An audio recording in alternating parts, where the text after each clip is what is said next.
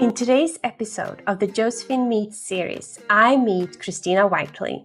Some months back, Christina and her husband sold their home in Canada and moved down to Mexico. It was the kickoff of a new era of their lives. We will talk about the importance of a business coach and mentor, someone who really believes in you, someone who pushes you when you feel that it's very difficult to take that next step. I will also share the worst business advice that I've ever gotten from someone, and Christina will share what has made her take the leaps in her business.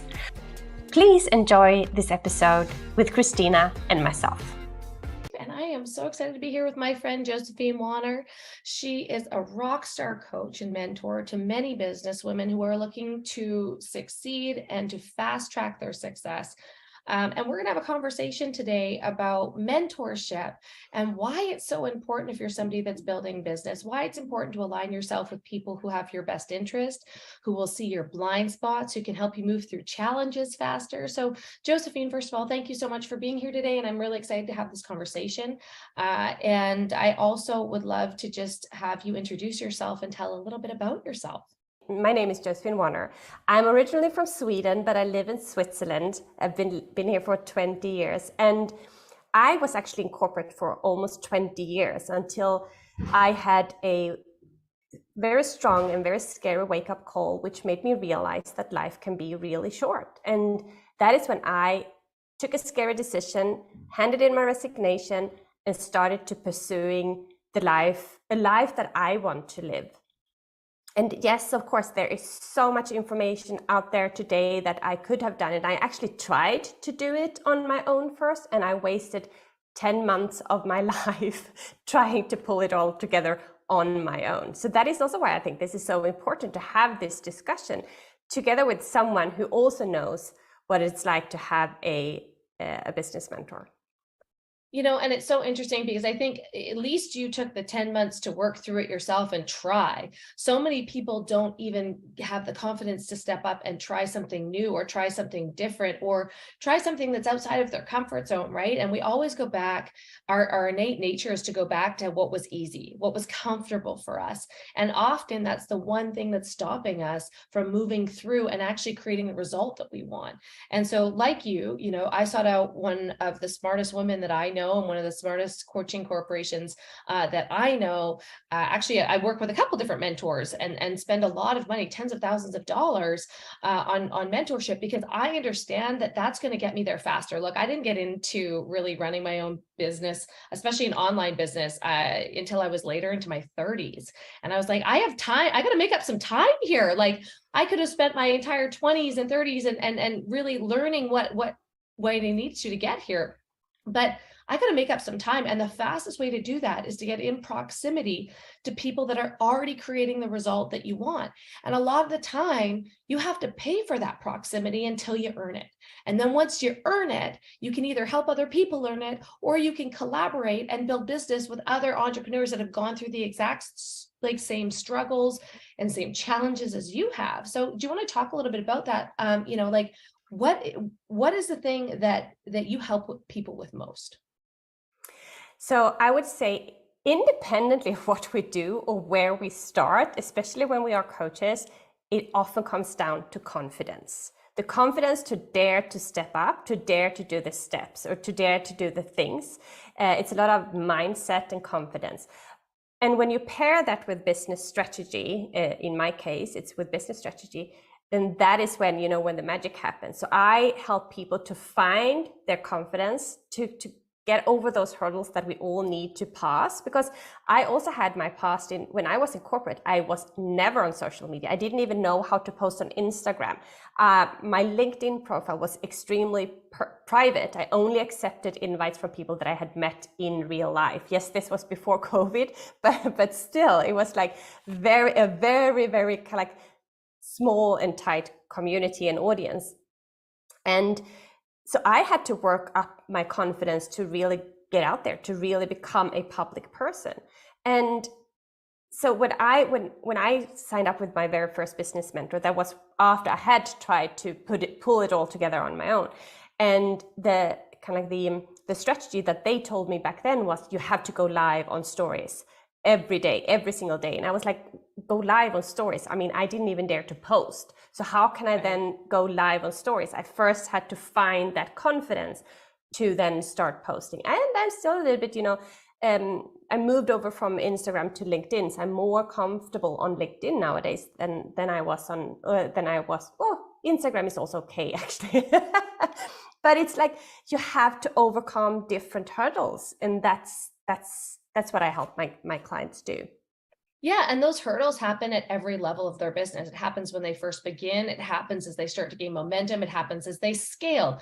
It happens as they are a leader in their space and they have different ideologies than other people. And all of a sudden there's pushback and hate that comes, right? Like there are so many things as an entrepreneur, of somebody that wants to make high impact, have to go through, like almost like a rite of passage.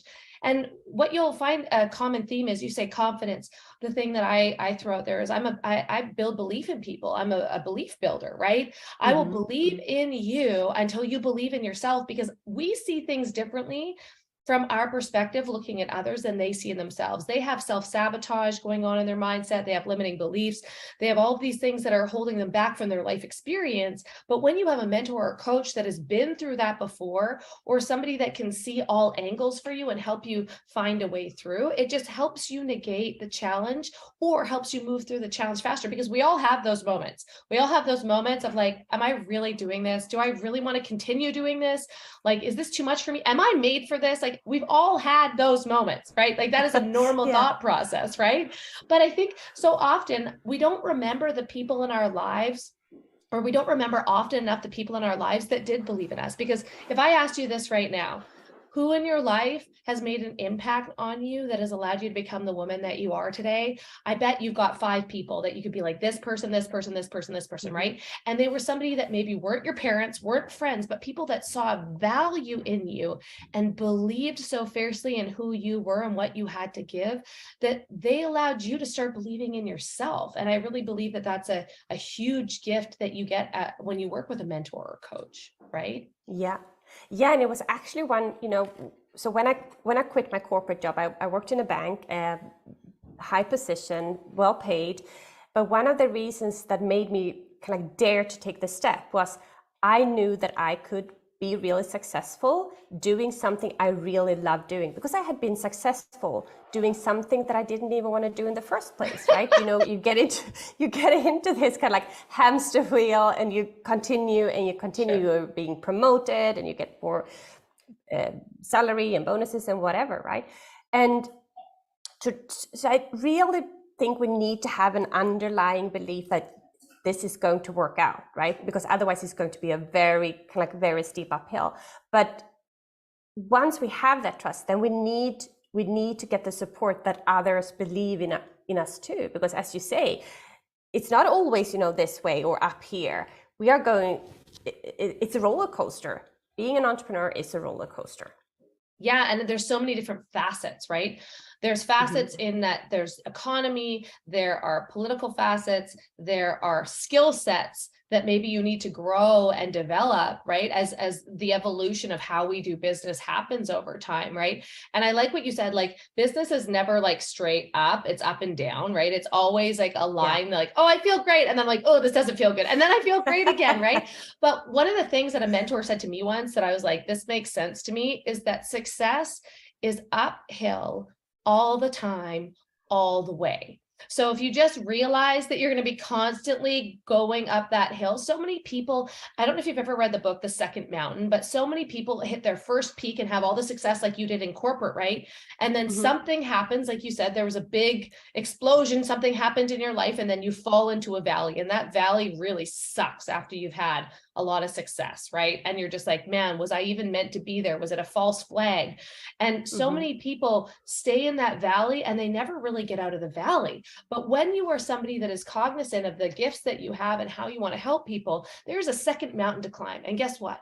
You will climb that mountain tooth and nail. You will claw your way to the top of that when you know that you've got something to give. You know that you were made for more. That little voice inside of you is saying, you got to keep going because there are people you're going to help. There's people that you're going to impact. And so having a coach or a mentor in that valley, because it is inevitable that it's going to happen, will actually save you. And, I got to share this because I was just at a business retreat, a strategy session in Vegas, and it was amazing. And, over the last few weeks, I've had a couple of videos go viral on social media, and you're going to get all types of people. You're going to get people that you radically do not agree with commenting on those videos, who are commenting with hate, that are commenting, that are just trolling you, that are doing all those kind of things. And one of the sentences that really stuck with me over the weekend is, if you wouldn't invite that person into your house, don't invite them into your head. And there will be many people that you meet along the way that are not going to be on the same page as you, that are going to try and cut you down a little bit because you make them feel uncomfortable for what you're doing. They're also going to throw hate. They're going to throw these different opinions at you and make you trying to feel less than. And I think, when you think of I think of prayer and meditation, of like, okay, I'm going to build this empire and help thousands of people. But in that process, I wish I was more confident. I wish I had more strength in these moments. And what's interesting is that God doesn't gift you strength. It doesn't gift you confidence, right? What it does is it puts an opportunity in front of you that allows you to step into that confidence, that allows you to step into that strength. And I got to tell you, it is way easier to do that when you've got a group of people behind you that believe in you wholeheartedly, that are pushing you forward, even though there's resistance, that are pushing you forward. And that's going to happen no matter what. It's not a matter of if it's going to happen to you, if you're building something big, it's when it's going to happen to you. And so I was meant to help women who were in corporate, who were lost, who were like me before I dared to take the step out. Sure. So I sat there and I had a launch, and I was like, realized that I didn't want to help these people. I'm not the best person to help these people because I wasn't patient enough for them. So I took a step back in my business, and I told my business manager, we need to reevaluate. This is not working for me. I don't want to. They drain me. They are my trigger clients. Yeah, I understand. Yeah. They are my trigger clients. They're not my ideal clients. So we took a step back, we remodeled everything and launched a business mentoring program, and had quite a good launch. And it was going really well. We had like a weekly program, like week 1, 2, 3, and they were like bam, bam, bam. We lost a couple on the way, but they were still there hanging on. And then I did my second launch, and I got what I say, my butterflies into my program. Because I probably showed oh, this is such an easy piece of cake, right? So I got my butterflies in there, and they were people who showed up every 3 weeks to the trainings. They didn't really do their work. And if you don't do the work, nothing is going to happen. Meaning I didn't question their abilities, but I started to question the effectiveness of my program. So then again, it's down in the valley again, right? And have to claw myself back up again. So it's always this. And when you are in a program where you have or I myself, when I have a business mentor, you have someone who might not have gone through exactly the same things, but they are independent. They have a different view of things. And as you said before, they can pick out the blind spots that you don't see yourself. And you are much faster up on the next hill, right? Before you crash down for the next time. But I love that we're laughing about it, right? Because it's the truth. Yeah. But it's going to be different. It's not always like this, it's sometimes a little bit more, sometimes a little bit. That was a real, when I started questioning, okay, so what do I do now, right? So that was to go back, reflect, what have you been doing, and what can you do differently? What do you need to change? And then you just continue going. And there is no option to give up, right? Yeah, you do it until you get the result. It's really interesting. We had a really great chat this week with a guy named Roddy Chong, and he is a famous violinist, and he also speaks with Tony Robbins and does these other personal coaching and events. And he talked about playing the violin with Celine Dion and with Shania Twain, and is just so well recognized in that industry. But he said, I was never comfortable. I always just kept moving through it. And most people hit this roadblock, and they keep hitting this roadblock over and over and over and over again, and then they feel defeated and go back to the start. But you don't have to go back to the start. In those moments, in those valleys, what can you learn? What can you adapt? What can you filter out that isn't yours to own, right? Take what works for you and leave the rest that isn't yours to own. And you keep going at this. And on the other side of this, most people, like, you've probably seen the image of the person digging and the person turning around and leaving this like hole, but on the other side is the diamonds, right? And he's this far away from the diamonds. And so you realize that if you keep breaking down this wall, eventually you get to the other side, and there is multifacets that open up for you. And all of a sudden there are different opportunities and different things that you want to do. And one of the things we were talking about just before we hopped on here is there's a lot of people out there that are looking for free advice, right? I'm somebody that came from network marketing, is now in social retail and an e-commerce business doing affiliate marketing. And in that business, you have a volunteer army. Okay. You are not there to say, you need to do your work. You need to do your work. You need to get going. Out of the masses, you'll see people rise and do the work regardless of their coaching or mentorship. That's just what I had to learn. But just like you in the process had to learn that how I raised people, how I helped them, didn't determine their success. They determine their success. And often with the free stuff that we do, and like, that's in podcasts, that's in videos like this, that's in freebies that you may hand out. There's all that information that they could Google. And I want you to talk on this, but what is the next level that they get? Like, I see accountability. I see people that actually show up when they start paying. I see people that are like willing to work through the challenges when they invest in themselves, right? So do you want to like kind of unpack that a little bit? Because I know it's a really important conversation to have. Yeah, and I think there are definitely the accountability that is so important. You have someone who kind of helps you to set deadline and to really meet those deadlines. It is even scientifically proven that when you write down a goal, you get like a 42% increase of probability that it happens. When you tell someone about your goal, it increases to 65%. When you have an accountability partner, it's even 95% probability that you will achieve that goal. So I mean, that alone is a given, right? But then it's also the whole piece about, especially if you are in that you kind of provide services, or that if you're a coach, or if you're someone who does any type of service profession.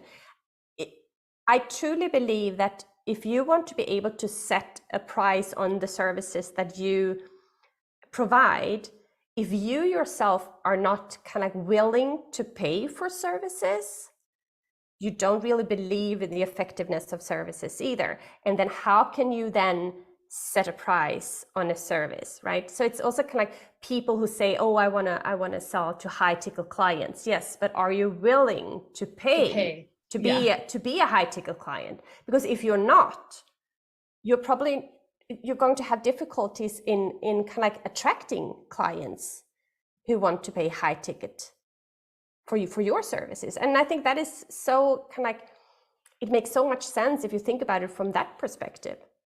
And you have to realize that it's not everybody is your client. Not everybody is going to want to work with you. Very few and far between. Your job is to show up and show people who you are and the value that you provide. And I'm telling you, right, the cream rises to the top. The people that see your value, the people that want what you have, the people that are willing to do it will rise to the top. Now, in that process, there will be people that say, nah, I don't want to do that. There will be people that will say, I don't find any value in that. Oh, they're doing this, and there'll be people that don't want that. And that's okay. Yeah. And I find so many people play to their audience and like, I'm going to charge this. And I was one of those people, like, my audience will only pay this much. And it wasn't until I was like, wait a second.